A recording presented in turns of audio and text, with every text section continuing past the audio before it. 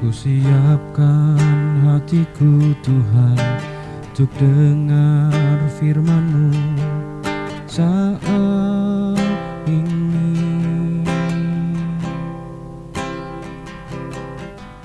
Ku sujud menyembah-Mu Tuhan, masuk hadirat-Mu saat ini.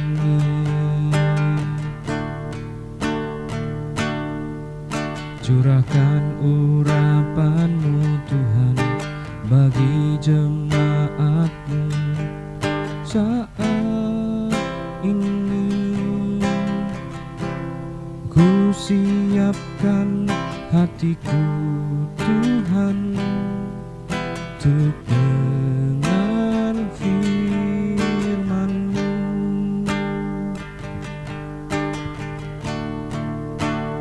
Firman-Mu Tuhan tiada berubah,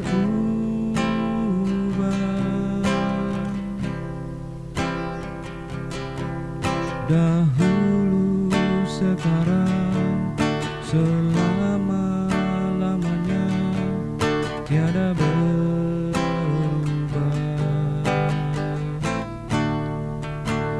Firman-Mu Tuhan menolong hidupku. Ku siapkan hatiku Tuhan untuk dengar firman-Mu.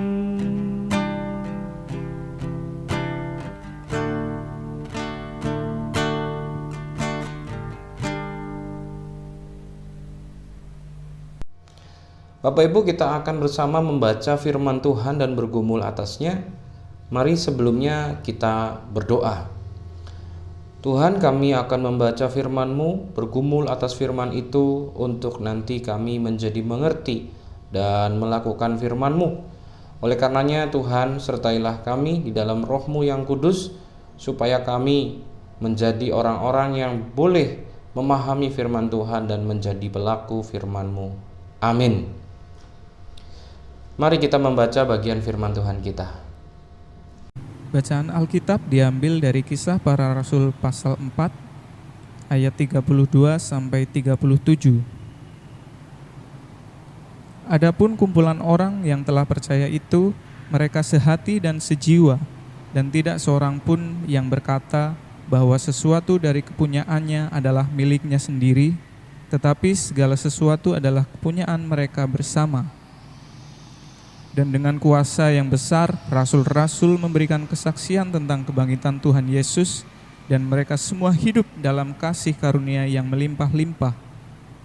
Sebab tidak ada seorang pun yang berkekurangan di antara mereka, karena semua orang yang mempunyai tanah atau rumah menjual kepunyaannya itu, dan hasil penjualan itu mereka bawa dan mereka letakkan di depan kaki rasul-rasul, lalu dibagi-bagikan kepada setiap orang sesuai dengan keperluannya.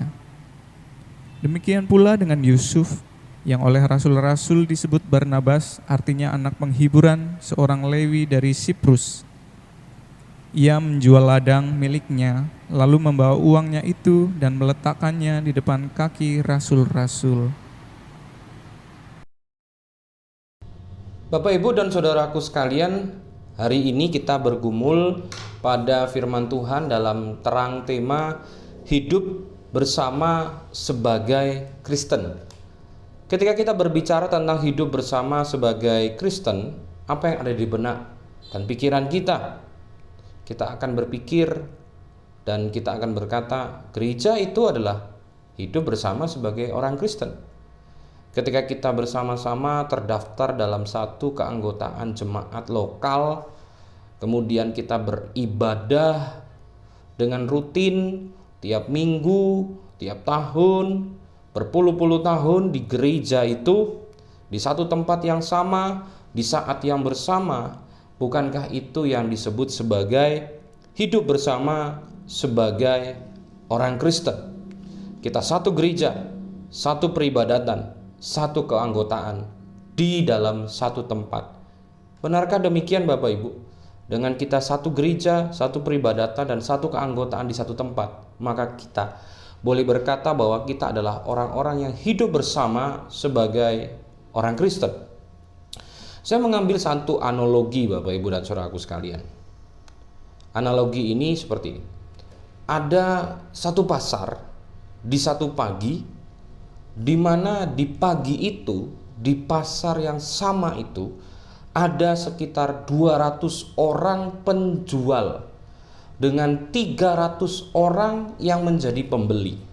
Sehingga ada 500 orang yang hidup bersama-sama di pasar itu dalam kebersamaan. Tidak toh? Kita bisa satu tempat, satu keadaan, tetapi kita melakukan interaksi dan juga relasi yang berbeda-beda. Yang satu beli tempe, yang satu beli bayam, yang satu beli ikan, yang satu cuma lewat saja, hanya lihat-lihat, dan semua itu tidak bisa kita katakan sebagai sebuah keadaan yang bersama. Hidup bersama itu tidak seperti itu. Nah, jadi Bapak Ibu dan saudaraku sekalian, ketika kita bergereja di satu tempat, di satu jemaat, di dalam satu peribadahan dan satu waktu yang sama, kita tidak bisa berkata bahwa kita sedang hidup bersama. Sebab satu sama lain buktinya tidak saling kenal. Ada orang yang datang duduk di kursi itu bertahun-tahun tapi tidak pernah kenal. Yang duduk di kursi pojok satunya lagi, siapa namanya, tinggal di mana, apa keadaannya, tidak pernah ada yang kenal. Dan bahkan mirisnya lagi, bukan tidak kenal, tetapi tidak mau kenal. Karena semua datang untuk kepentingannya sendiri ke gereja. Jadi antar satu dengan yang lain tidak ada saling mengenal. Mending saling mengenal, apalagi saling bergantung. Dia hadir di gereja ini ataupun tidak hadir di gereja ini, tidak ada sangkut pautnya, tidak ada dampaknya, tidak ada artinya, tidak ada juga manfaatnya untuk diri kita. Jadi dia ada ataupun tidak peduli, tidak ada dampak apa-apa. Begitupun juga orang lain akan berkata, kamu ada ataupun tidak ada gunanya untuk saya. Semua hidup untuk dirinya sendiri. Itulah yang seringkali terjadi dalam kehidupan bergereja kita dengan tidak sadar. Ada alienasi, ada keadaan keterasingan di dalam kehidupan bergereja. Banyak orang kumpul beribadah di dalam satu peribadatan yang sama, sebagai anggota jemaat yang sama. Tetapi semua yang ramai berkumpul itu untuk hidupnya masing-masing. Ada orang yang kemudian berpikir, kok rame, kok kumpul dengan orang, tapi hati rasanya sepi, sendiri, dilupakan, tersisihkan, tidak dikenal, tidak dipahami. Pulang ataupun datang ke gereja, rasa kosong tentang keterasingan itu tetap saja terjadi. Nah, itulah dia. Kenapa penting memahami bahwa apa sih artinya hidup bersama sebagai Kristen? Apakah kemudian ketika kita menjadi anggota satu gereja, dalam satu peribadatan, dalam satu naungan, satu sinodal ataupun gereja lokal yang sama, maka kita bisa katakan kita adalah orang-orang Kristen yang hidup bersama? Tidak mesti seperti itu. Nah, oleh karena itulah ini yang perlu menjadi sebuah hal yang kita gumulkan bersama. Apakah memang itu gereja? Gereja adalah sebuah wadah kumpul-kumpul bareng, tapi nggak ada orang yang saling kenal, saling mengerti, dan saling memahami, saling memberi satu dengan yang lain. Mari kita belajar dari apa yang telah kita baca pada saat ini. Kisah Para Rasul 4 ayat 32 sampai 37. Di dalam Kisah Para Rasul 4 ayat 32 sampai 37 dikatakan tentang bagaimana cara hidup jemaat mula-mula, cara gereja awal ribuan tahun yang lalu mereka hidup seperti apa, dituliskan di dalam bagian itu. Nah, dikatakan bahwa ayat 32 berkata, adapun kumpulan orang yang telah percaya itu, mereka sehati sejiwa.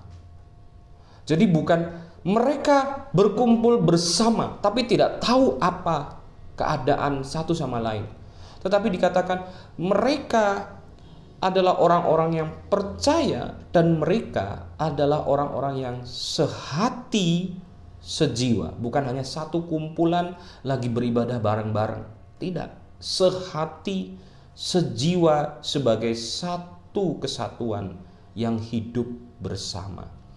Nah, seperti apa sih maksud daripada sehati sejiwa? Saya mencoba memahami itu dengan kita membaca bagian hal yang lain untuk membantu kita memahami apa arti sehati dan sejiwa ini dari tulisan Rasul Paulus kepada jemaat di Efesus pasal yang keempat ayat yang keempat sampai yang keenam. Di dalam Efesus 4 ayat yang keempat sampai keenam dikatakan demikian. Satu tubuh dan satu roh, sebagaimana kamu telah dipanggil kepada satu pengharapan yang terkandung di dalam panggilanmu, satu Tuhan, satu iman, satu baptisan, satu Allah dan Bapa dari semua, Allah yang di atas semua dan oleh semua dan di dalam semua. Nah, jadi Bapak Ibu dan Saudaraku sekalian, sehati sejiwa itu di dalam penjabaran yang lebih detail lagi, Paulus mengatakan tentang adanya kesatuan tubuh, kesatuan roh, kesatuan pengharapan, kesatuan di dalam memahami Tuhan yang sama, kesatuan iman, kesatuan baptisan, dan kesatuan tentang Bapa yang esa. Itu semua harus menjadi satu hal yang dimiliki oleh jemaat.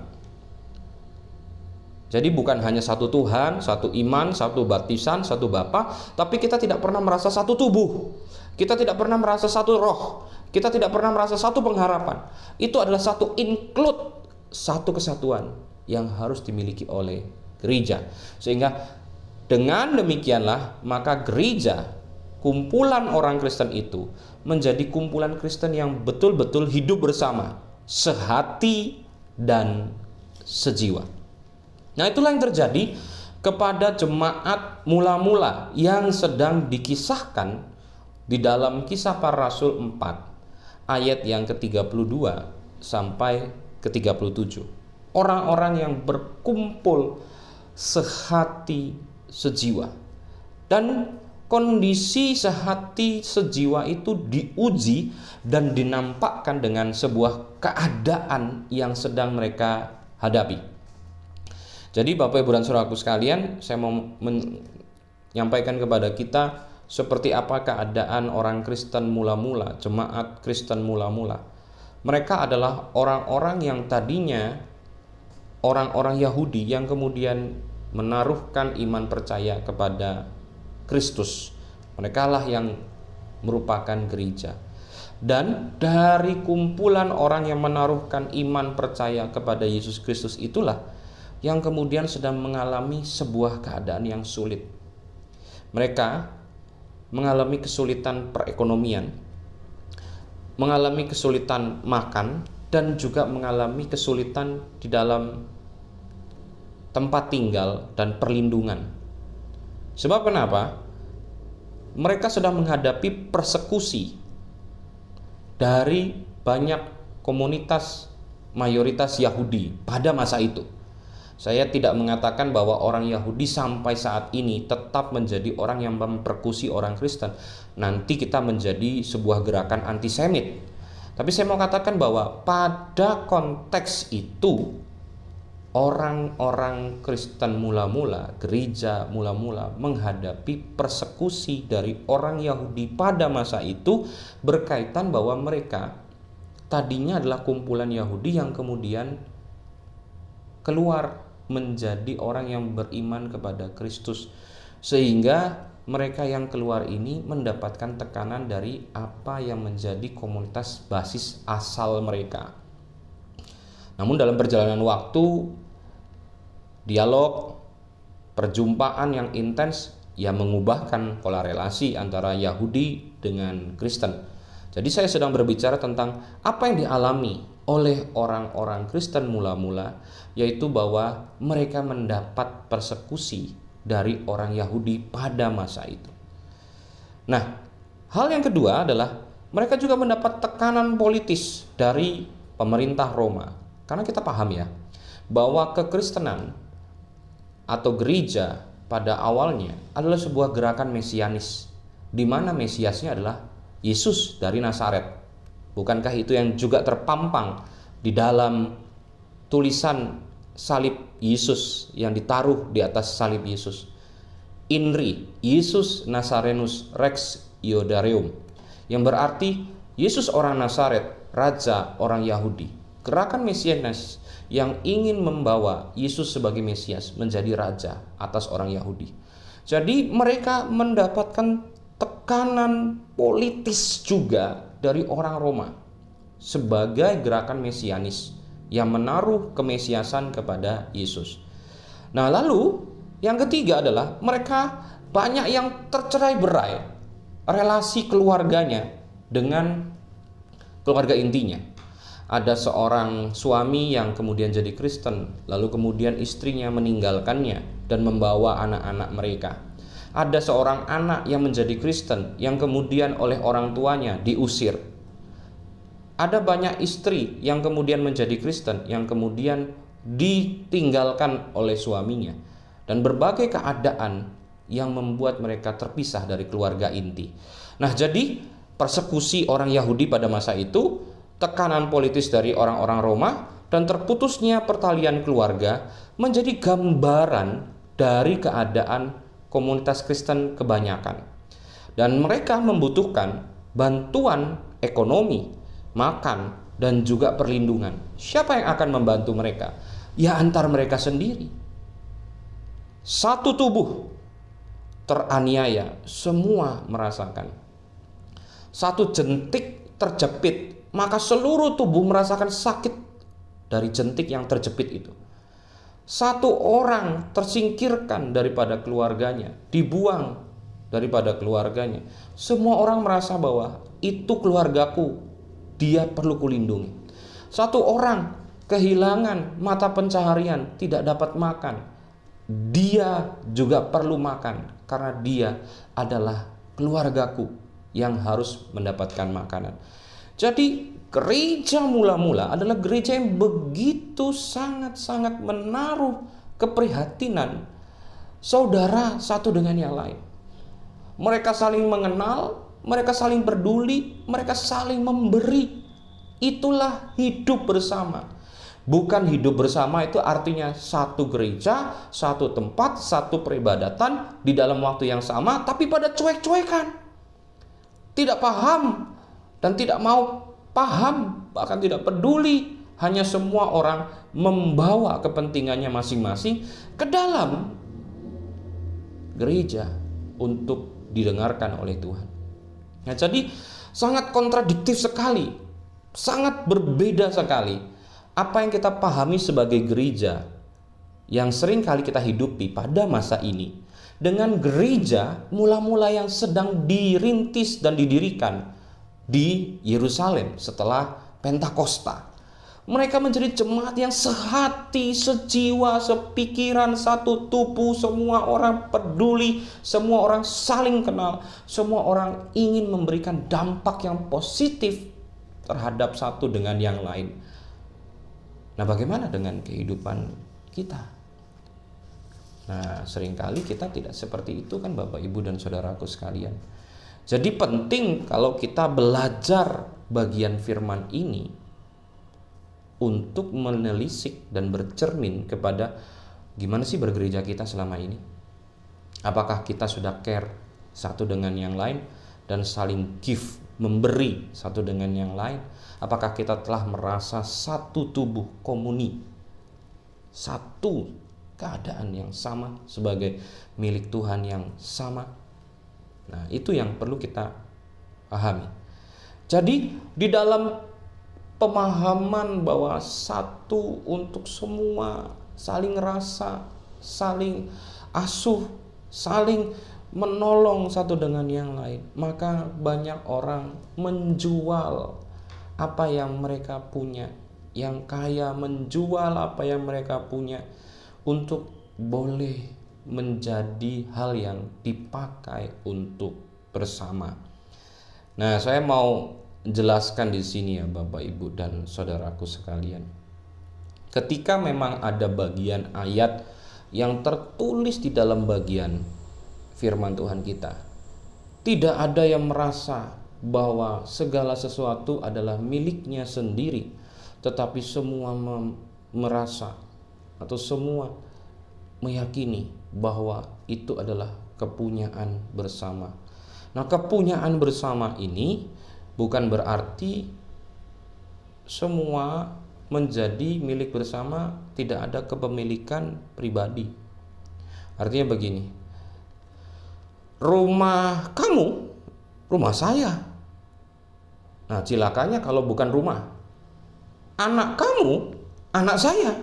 Istri kamu, istri saya. Karena anak kamu, anak saya, maka anak saya perlu sekolah.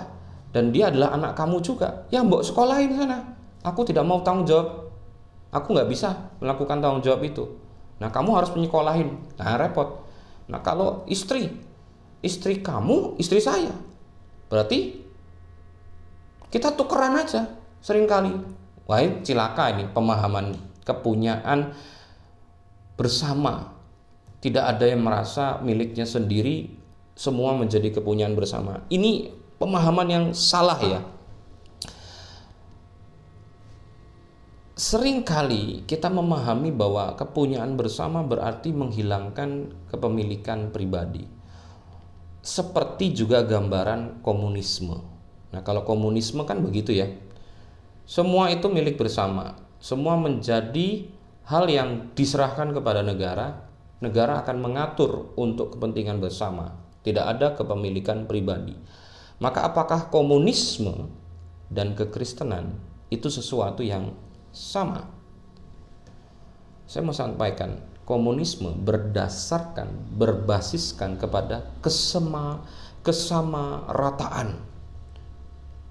Sedangkan kalau kekristenan ketika dia berkata tentang tidak ada yang menjadi miliknya sendiri, semuanya menjadi kepunyaan bersama, itu dalam pemahaman keseimbangan, seperti yang dikatakan Paulus. Jika ada orang yang harus menolong orang lain, bukan berarti ia menjadi sesuatu yang memberatkan dan kehilangan dari apa yang dia miliki, tetapi segala sesuatu itu terjadi untuk keseimbangan. Nah, jadi bukan kesamarataan seperti yang dipahami oleh komunisme. Kekristenan itu bukan soal kesamarataan, tetapi soal keseimbangan. Dan kalau kita berbicara tentang keseimbangan, pelajari dengan seksama bacaan firman ini dalam ayat ke-35. Di sana dikatakan, dan mereka meletakkan di depan kaki rasul, lalu dibagi-bagikan kepada setiap orang sesuai dengan keperluannya. Perlu, butuh ya. Jadi ada keperluan dan kebutuhan mendasar dalam diri setiap manusia. Kebutuhan dan keperluan mendasar itu adalah soal tempat tinggal, soal makan, soal pakaian, dan soal ketenangan batin.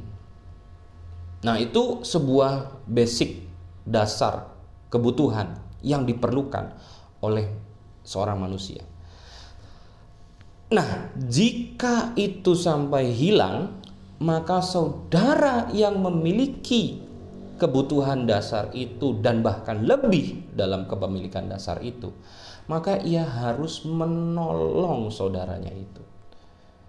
Kita bisa makan 3 kali sehari, bahkan mungkin 3 kali sehari itu pakai nambah 3 piring. Ada saudara kita makan sehari belum tentu sekali, itu pun sekali hanya setengah piring. Nah, bagaimana kemudian kita boleh memberikan apa yang menjadi kebutuhan? Harusnya manusia itu makan setidaknya 2 kali sehari. Kita sudah bisa makan 3 kali sehari dengan 3 piring nasi yang penuh. Apakah kita tidak memiliki sebuah kepekaan bahwa dia butuh, dia perlu, kita punya, kita tidak memberikan keseimbangan? Tuhan ingin supaya kita yang punya bisa membagi kepada mereka yang tidak punya. Jadi bukan soal kesamarataan. Saya punya 5 mobil, dia nggak punya 1 mobil. Maka dalam kesamarataan, maka saya punya 2 mobil, dia juga harus saya kasih 2 mobil. 1 mobil, nanti kita bagi gantian jadwalnya. Itu kesamarataan, dan itu bukan prinsip kekristenan. Ketika dikatakan bahwa kita harus merasa tidak ada yang menjadi milik kita, semua itu kepunyaan bersama, itu di dalam maksud keseimbangan. Yang saya sudah beritahukan di awal bahwa kalau Anda bisa makan 3 kali sehari, itu pun pakai nambah, dan ada saudara Anda cuma bisa makan 1 kali, itu pun setengah piring, Anda harus sadar bahwa Anda di dalam segala kebebasan dapat menyisihkan untuk mereka. Nah, jadi bukan berarti semua orang kaya harus jual tanahnya. Enggak harus. Itu di dalam kesadaran dan di dalam kebebasan untuk membagikan apa yang menjadikan kita punya dan orang lain enggak punya. Nah, itu yang kita harus pahami ya. Jadi kekristenan bukan sebuah pandangan komunisme yang sama rata, tetapi dalam maksud keseimbangan.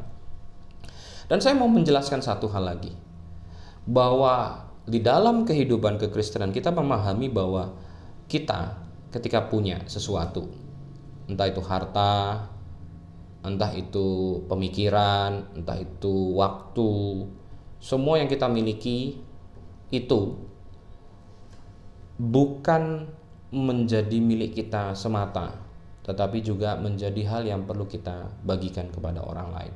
Maka dalam kekristenan ada yang disebut dengan penata layanan. Ya, penata layanan. Nah, ini seperti perumpamaan talenta. Ada orang yang diberikan 3 talenta, ada orang yang diberikan 5 talenta, ada orang yang diberikan 1 talenta. Dan talenta-talenta itu bisa saja harta, bisa saja waktu, bisa saja tenaga, bisa saja pemikiran kita. Nah, semua yang kita miliki, harta, waktu, tenaga, pikiran, itu kita harus manage. Karena kita penata layan, kita harus manage yang mana yang menjadi hal yang perlu kita nikmati, itulah kebutuhan kita, tapi yang mana yang kemudian itu sebenarnya sesuatu yang lebih yang dapat kita bagikan ke orang lain. Nah, itu prinsip dasar dari perumpamaan tentang talenta. Anda adalah penata layan dalam kehidupan Anda. Anda punya harta, Anda punya tenaga, Anda punya pikiran, Anda punya waktu, Anda harus manage, Anda tata. Dan dari penataan itu ada hal yang Anda bisa berikan sebagai sebuah bentuk pelayanan. Maka disebut penata layanan. Nah, jadi semua itu dilakukan dalam sebuah prinsip, 1 penata layanan, 1 untuk keseimbangan. Dengan demikianlah maka tidak ada orang yang tidak punya. Semua menjadi punya, semua menjadi cukup. Tidak ada yang merasa kekurangan. Bukankah itu yang menjadi kesimpulan dari bacaan kita di dalam bacaan firman Tuhan ini, bahwa tidak ada orang yang terlampau miskin sampai tidak punya harga diri, dan tidak ada orang yang terlampau kaya sehingga lupa diri. Semua yang punya kesadaran diri untuk membantu, sehingga yang tidak punya juga punya harga diri dalam kehidupannya. Nah, demikian pemahaman dasar dari kehidupan gereja mula-mula, jemaat mula-mula. Yang saya ajak Bapak Ibu kita punya, lihat bagaimana gereja kita. Mulailah dengan menjadi sehati, sejiwa, dengan Anda care, peduli, bertegur sapa satu dengan yang lain. Beribadah kanan kiri, muka belakang, itu semua saudara. Tanyalah, siapa namanya, tinggal di mana, apa pekerjaannya. Itu langkah awal. Lebih dalam lagi, Anda bisa saling kunjung. Kapan-kapan main ke rumah, boleh ya? Saya pengen tahu. Nah, dengan kita berkunjung, kita tahu keadaannya. Oh, kamu punya kesusahan ini ya, kamu punya keadaan seperti ini ya.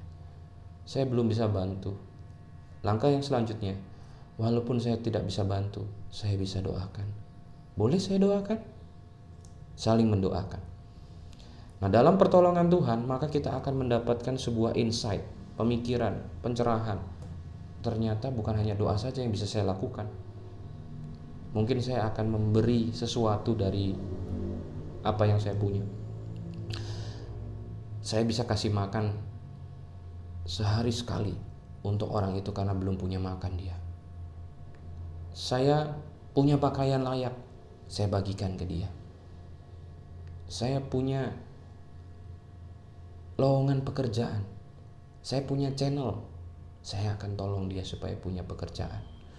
Sehingga semua orang merasa dikenal, dihargai, dan mendapatkan sebuah nilai kemanusiaan. Nah, dengan demikian maka kita menjadi orang yang betul-betul hidup bersama dan sebagai seorang Kristen, di mana Kristus ada di tengah-tengah kita. Nah, ini bagian firman Tuhan yang kita gumuli pada saat ini. Syukur puji Tuhan, GKI Aji Barang, Tuhan telah berikan menjadi rumah kita. Tapi masalahnya, rumah kita GKI Aji Barang, telahkah kita tinggal bersama di dalamnya, dalam sebuah kehidupan yang saling berbagi bersama? Itu pertanyaan besarnya. Kiranya Tuhan menolong kita, dicerahkan, bahwa kita mengatakan kalau kita hidup bersama harus seperti apa. Mengambil sebuah tindakan, saling kenal, saling tegur, saling kunjung, saling doa, saling bantu, maka kita boleh merasakan bahwa hidup kita akan menjadi sebuah kehidupan yang berlimpah-limpah dan yang boleh menjadi kehidupan yang satu tubuh, satu roh, dan satu pengharapan, satu semangat sebagai satu tubuh Kristus yang esa. Tuhan memberkati kita. Mari kita berdoa. Tuhan Allah kami yang di surga, kami mengucap syukur sebagai gereja Engkau mengadakan kami.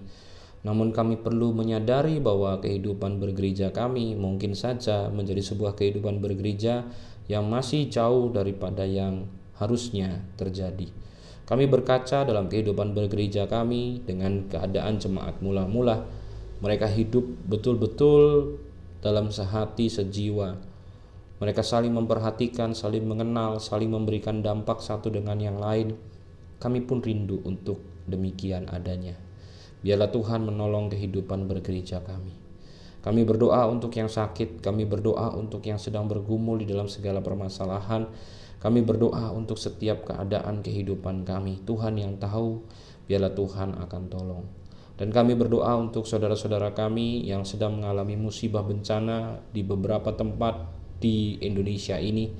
Tuhanlah yang akan pakai kami juga untuk bisa menjadi uluran tangan yang terus memberikan bantuan apa yang perlu untuk mereka. Terima kasih Tuhan, terima kasih. Inilah doa kami yang kami panjatkan hanya di dalam nama Tuhan Yesus Kristus. Amin. Sampai jumpa Bapak Ibu dan saudaraku sekalian. Kiranya Tuhan memberkati kita.